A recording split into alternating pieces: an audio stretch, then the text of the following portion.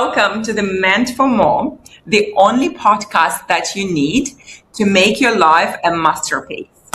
And today we have a special guest and a special topic. We have Tatiana Gromenko with us exploring the topic of growing location-independent business. Tanya, thank you for being here with us. Thank you for sharing your knowledge. Tell us, in one sentence, who you are and what you do. Okay, thank you, Kristina, for introducing me. So I am originally Russian, living in Singapore for the last 10 years, and I have an online course where I train virtual assistants. Ooh, online human virtual assistants, human. It's important. Now they are human, right? Yeah. So what problem does your business solve and who do you solve it for? Okay, so we mostly work with the Indonesian people who want to work remotely, and we are training them skills which allows them to work from anywhere and to work with international clients. So up until now, we have trained more than 20,000 people to work remotely, and it is especially relevant in Indonesia because people want to avoid traffic jams, they want to work remotely, they want to earn in dollars. And also another side of my business is a VA agency where we help entrepreneurs to delegate affordably and effectively to our trained virtual assistants. Wow, can you guys just stop for a second?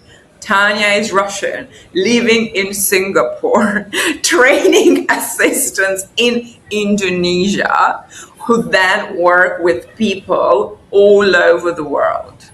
Like, clearly, you don't need a geography to define what you can and cannot do, where do you work. And this is something I've been advocating for women for the longest time, that don't be tied to one location. Like, the world opened up with technology, and I want to know, how was the idea born of this business and what did you do first?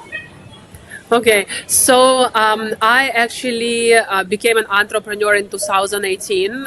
My first business was a marketing and advertising business. My second business was a luxury events business. So we worked with companies in Singapore, luxury brands. We organized luxury events for them. So both of those businesses were B2B businesses. And of course, during COVID, it was really hard for my businesses because of the travel restrictions and, lockdowns. So I was actually pushed to pivot and find something else to actually help me earn money. So what I did is that, and at that time, by the way, importantly, my son was born. So I was stuck at home during lockdown, taking care of my son. He was 6 months old at that time. And I was like, okay, what do I do to actually earn money? And then I started to help companies, brands to manage their social media because that's what I enjoyed. That's what I knew how to do because I was always managing my company's accounts. And so I started to work for different brands. My clients were very satisfied. They referred me to other clients. And then at some point I was managing like 4 or 5 clients by myself, taking care of my son, and all of this from home. And I had a very, very stable income, very good income, even better than before COVID. And it completely blew my mind because I was like, oh, wow, I don't have to go to the office. I can just work from home, taking care of my son. And so after that, I remember I was traveling and I just accidentally found an article online which was saying that remote work is booming right now. There are virtual assistants everywhere because during COVID, a lot of companies realized that you can just hire remotely. And then I was like, oh, virtual assistants, but it doesn't mean I am a virtual assistant. I didn't even know that I am a virtual assistant myself. So I learned this from this article and it just clicked in my head. I was like, wow, I actually can teach people how to do the same, what I do, because it's trending right now. So what if I just try to promote this, try to set up an online course and promote it for my existing followers, which I already got from my previous businesses. I already had like maybe 50, 60,000 followers from Indonesia. I just posted an Instagram story. I said, guys, I'm launching a course about remote work. If you are keen to learn more, register in the Google form and I will have a Zoom call with you. And then I had around like 100 people who filled up the form, and my aim was to just sell 15 slots.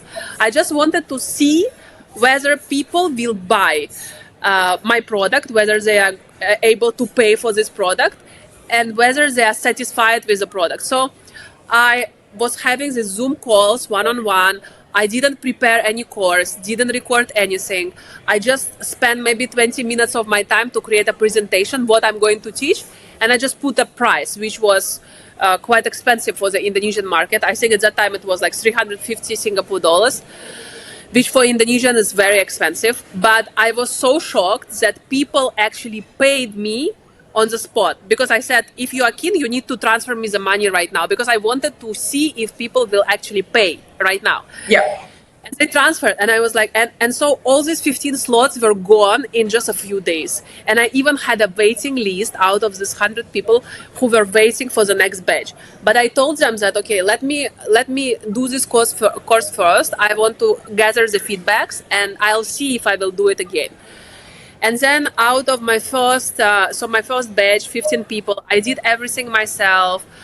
I chatted with the students myself, reviewed all the homeworks, and I prepared the materials on the go, meaning that, and I think for entrepreneurs listening right now, it's really important to, not overdo it, just create. If you are starting a business, it's important to just do it with a minimal effort first to validate the idea and to follow what the market wants. So, for example, I prepared the first lesson. I was teaching the first lesson. I gathered the feedback. What did they want? What else do they want to learn?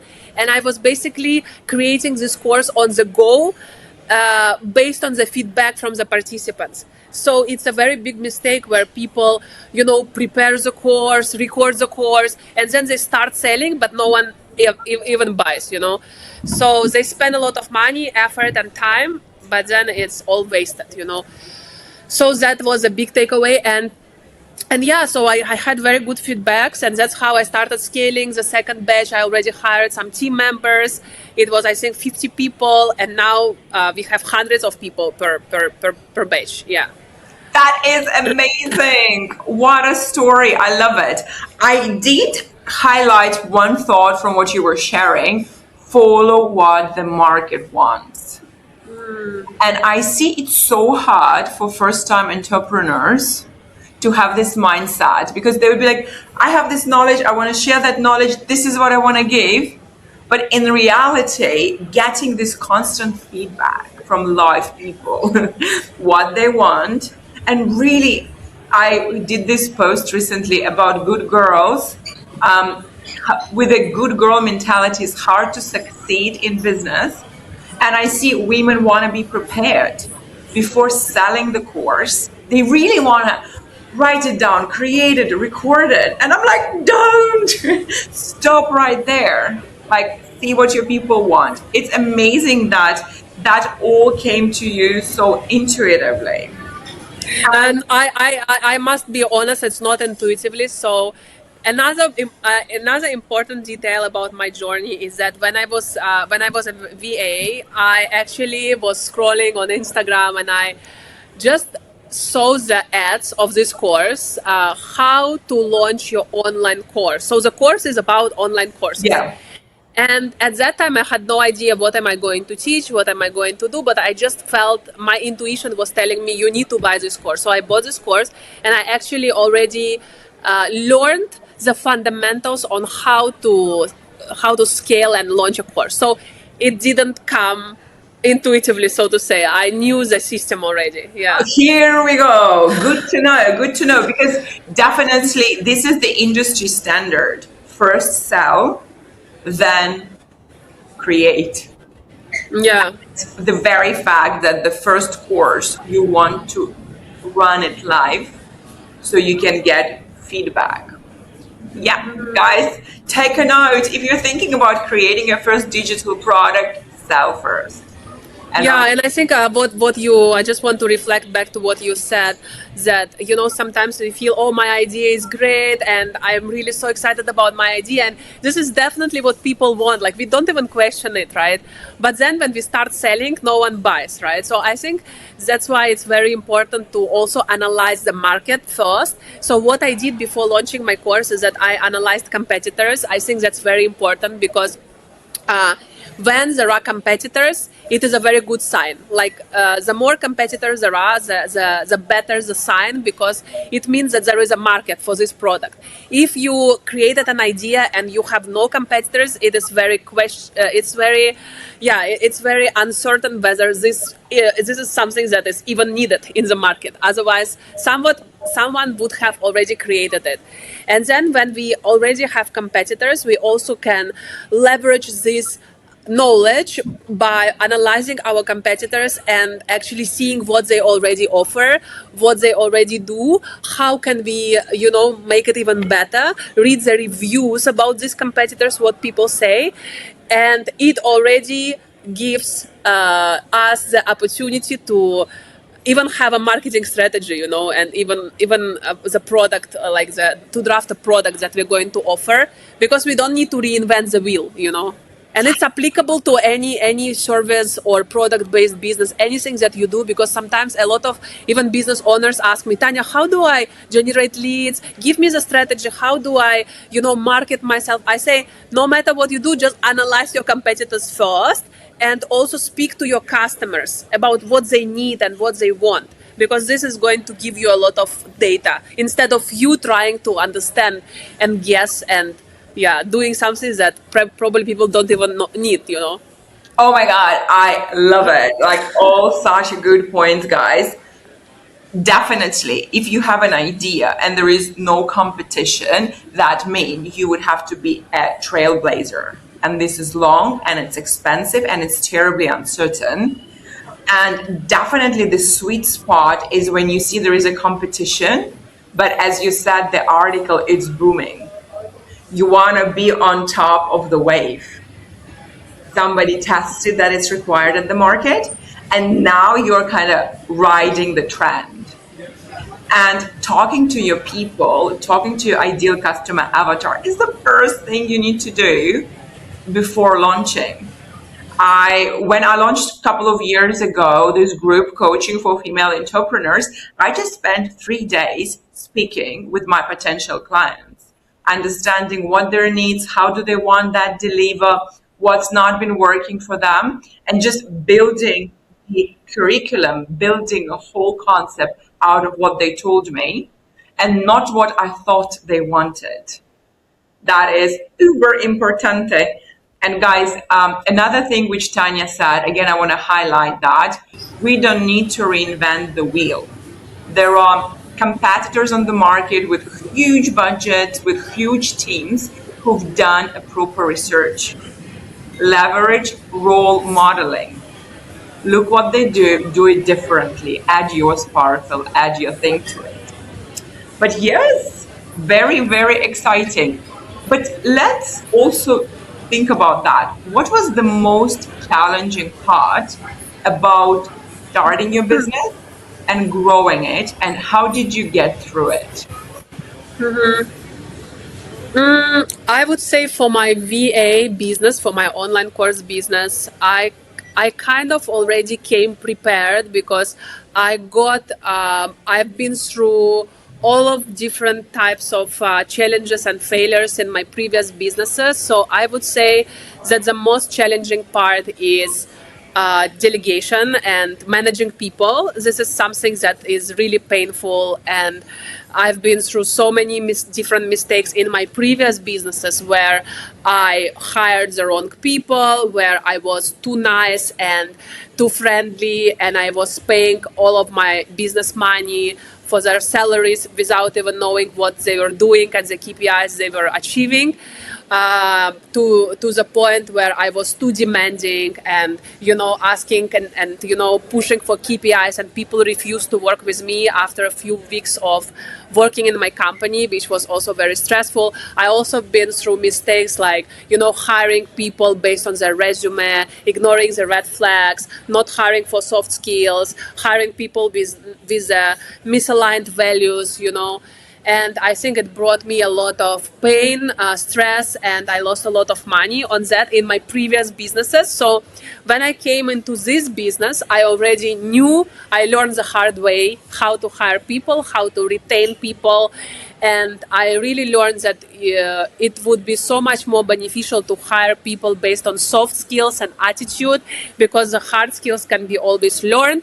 So what I did is that I hired my best alumni, my best students. So I handpicked them because I had very small group at first.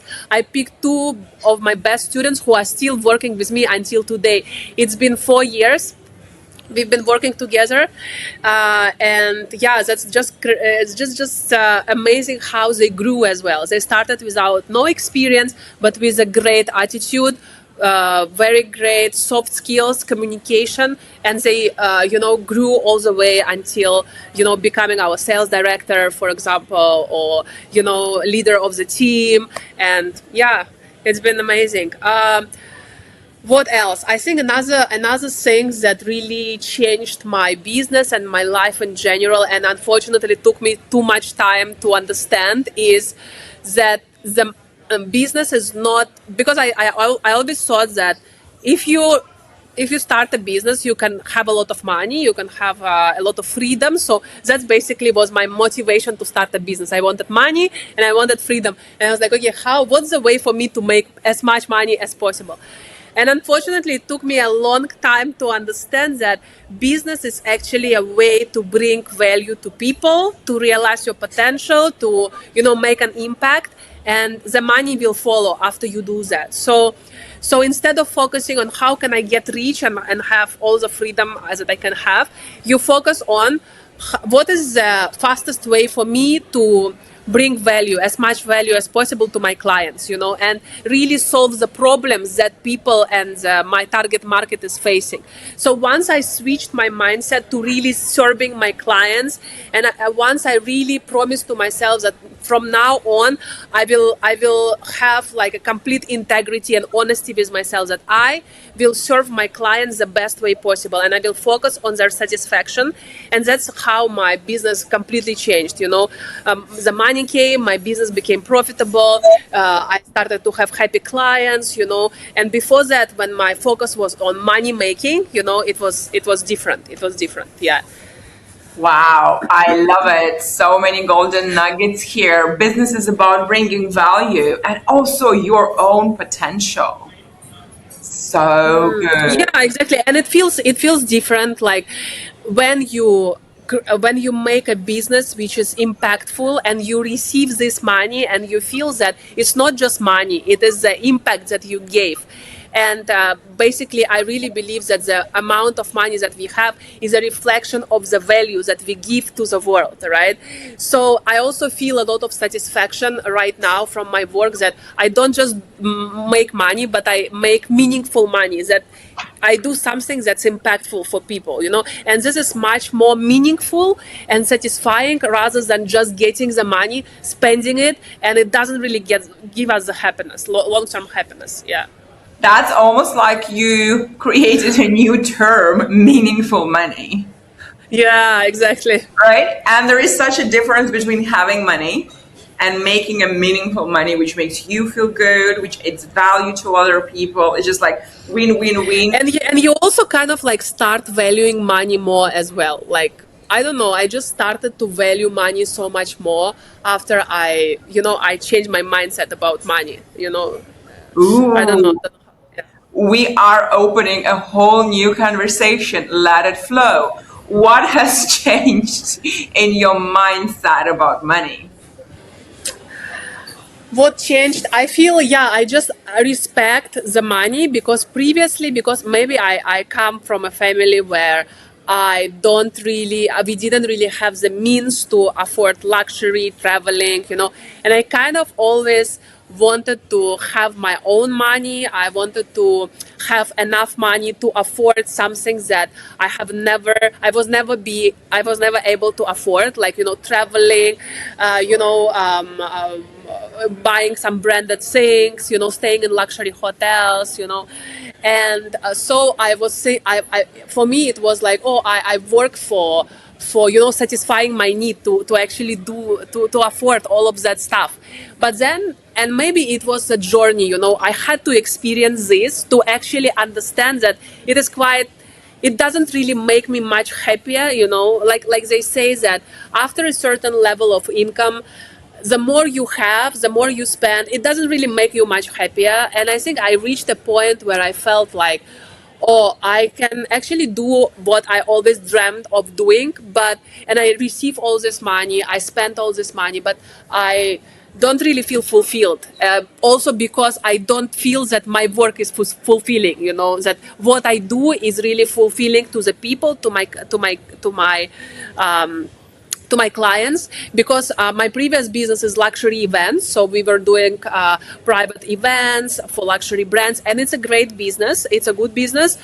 I made money on this business, but I didn't feel fulfilled because I am a person who needs to feel the value that I bring to people. And when I was asking myself, what kind of value do I bring to people by doing these luxury events? It was kind of like not enough for me to be fulfilled and satisfied. And now I just realized that, wow, I really enjoy, simple experiences. I don't necessarily crave luxury and spending money on all of this stuff, because I don't know what triggered this change. Maybe the realization that when you do have the money, it actually doesn't bring much more happiness, Yeah, I can do you feel the same, or do you feel differently? I can definitely relate. Coming from a very humble background, you are hungry to experience things. I wanted to travel. I wanted to see the world. Having access to luxury and brand felt like a goal. And the excitement of getting first nice things, they were real.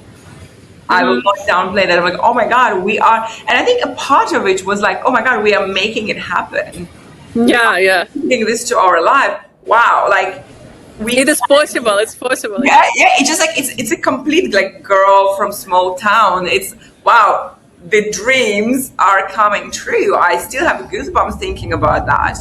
But what I've seen with the very next luxury thing, for me personally, excitement was decreasing.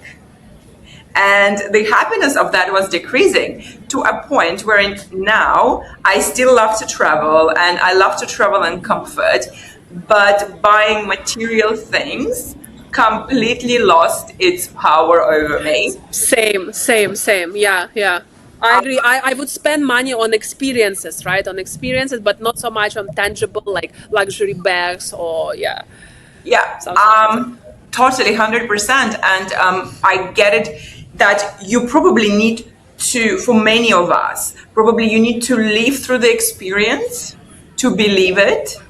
And I think money don't matter so much when you have them.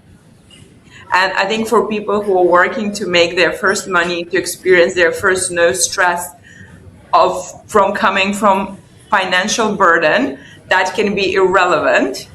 But I would say that I wish if I could give myself an advice once we started making first money, that I would have been investing them in stocks, properties, not in statement pieces and the luxury things, which are losing value over the time.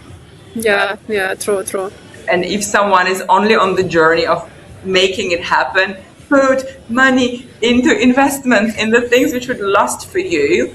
And from this perspective, I think experiences are investment that you would carry with your children or with your loved ones or even with yourself.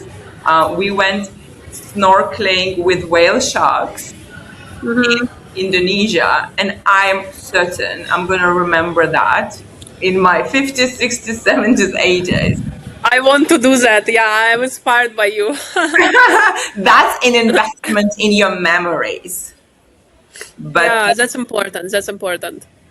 and I think to that, finding a business or a job which creates meaningful money, where working is as exciting as experiencing life, it's so important. Exactly. To enjoy the journey, right? Yeah. Yes, Not yes. just the money making, not just the end result, but enjoying the journey when we don't really feel like working. Yeah. And I think the key here as well is they say you can really achieve success in business where you find something that you can do easily yourself, but people find a lot of value in it. For example, I can teach people, it just comes easily to me. I don't even feel like I'm working, I just share my Totally get it. experience business. Yeah, so and it kind of like my mom is saying like, how can you speak for 2 hours non-stop sharing something with people? This is like unbelievable. I'm like, this is so easy for me, it is just the easiest thing in the world, and people pay money for that, because it's very valuable for them. So I think I've heard this somewhere. Someone said that if you find this thing which comes easily to you and people find value in it, then yeah, you got the bingo. I think Yeah. what you're describing is something which is called state of flow, where someone is so in the activity that time is just melting through.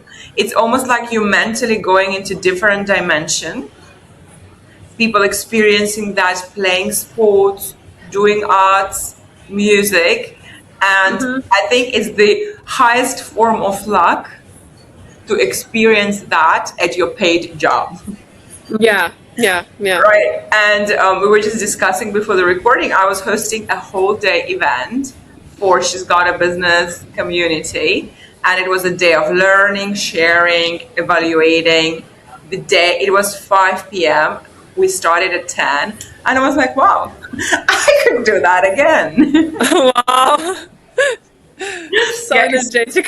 So much fun. But it's what happens when you find your, I don't know, my kids use this word mojo in case someone younger is listening to us. It's where you find the thing you really love. You just want to do more of that. And Yeah. that's something I wish for everybody. Going back to your journey, what was the hardest decision you made in year one? And would you make it again?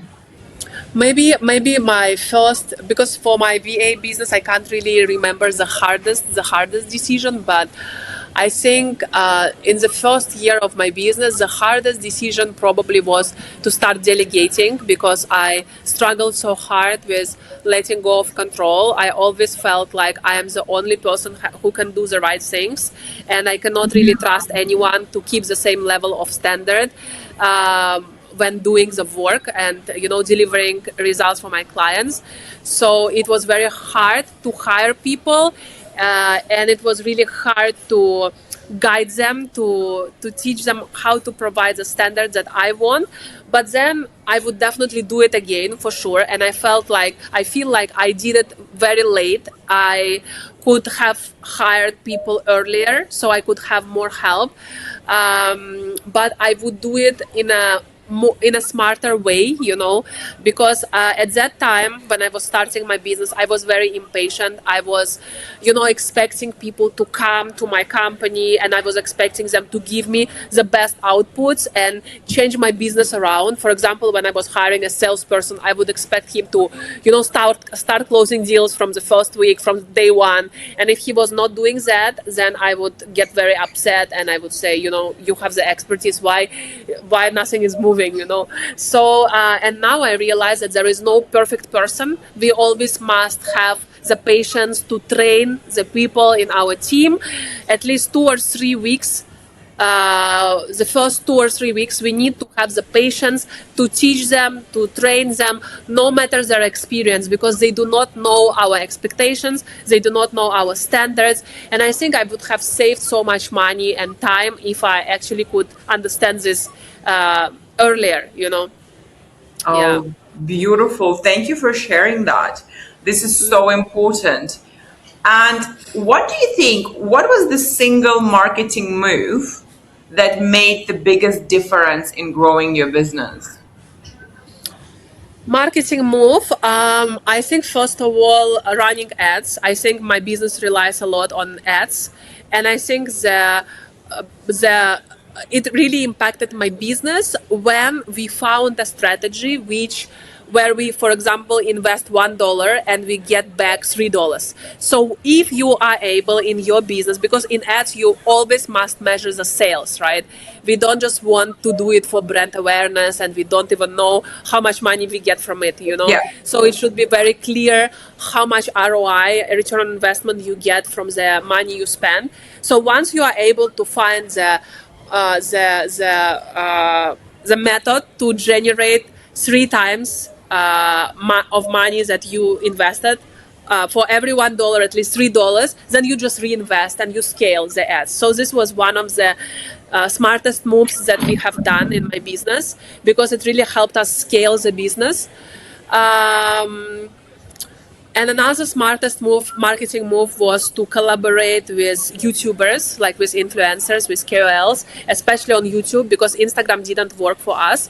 But for YouTube, evergreen content works really well. People start trusting us.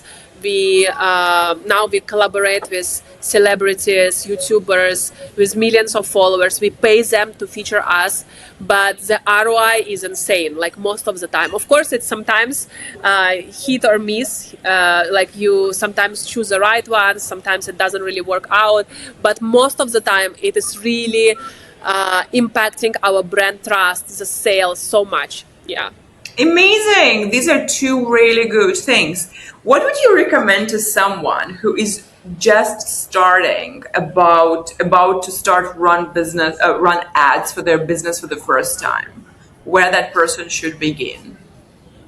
First of all, I would recommend to hire an ad specialist. Do not just boost ads from your Instagram or from your Facebook, because this is not something that will give you the relevant data. And it is always best to run the ads from the business manager, from the back end, instead of from just boosting the posts. So this is really important. You need to be able to hire someone who is experienced in this, who can set up the tracking system so that you can easily track the conversions, how many sales you are getting. And it's quite hard to find the right ad specialist, unfortunately. But yeah, it takes some time. But I would definitely not recommend doing it yourself. And then this specialist should be able to also check and see the market, or maybe you also can help to see what ads your competitors are running, what kind of viral content there is out there, what kind of hooks people from your segment are using to promote their services or products. And then you just need to roll out maybe 5 or 10 visuals, run ads, and see if you can really find this working method which can generate you more than you spend. Yeah, That is like really amazing advice. Again, competitor research, outsource that. It's too complicated to figure it out from the month one on your own. It's really tough. but still, maybe if I can add, to find the right person to manage your ads, you still need to understand the foundations, like the fundamental. You need to understand what kind of questions you should ask to the person to actually choose the right person, you know.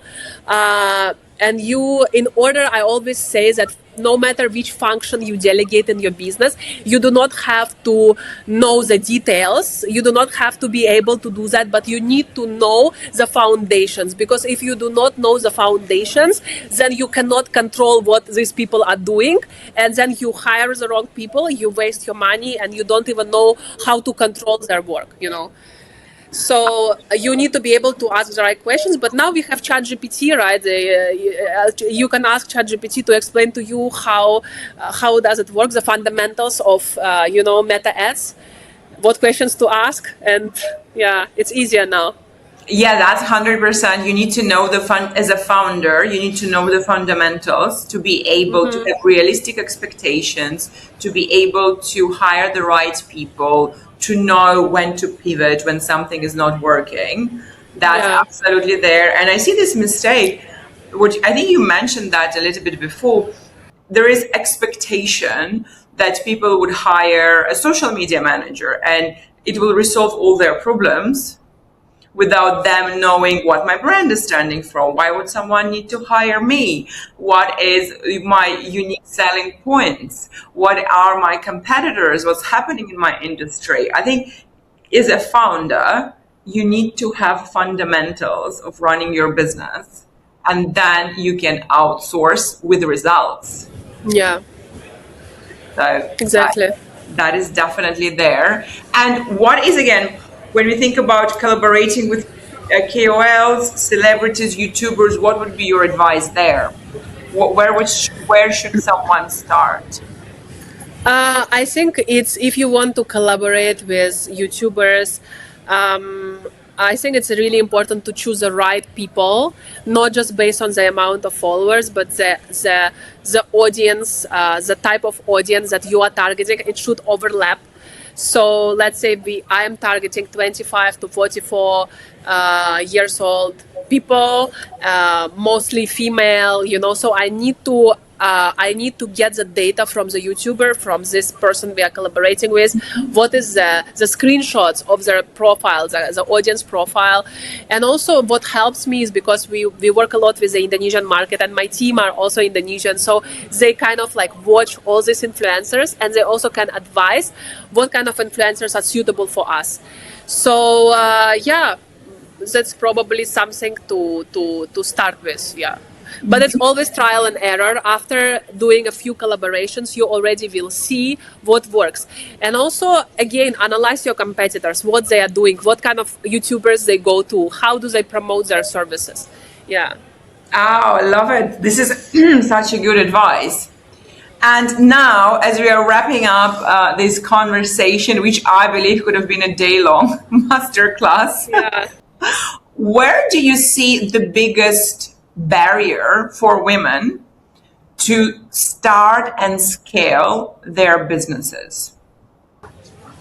The biggest barrier for women, I think, first of all, the biggest barrier is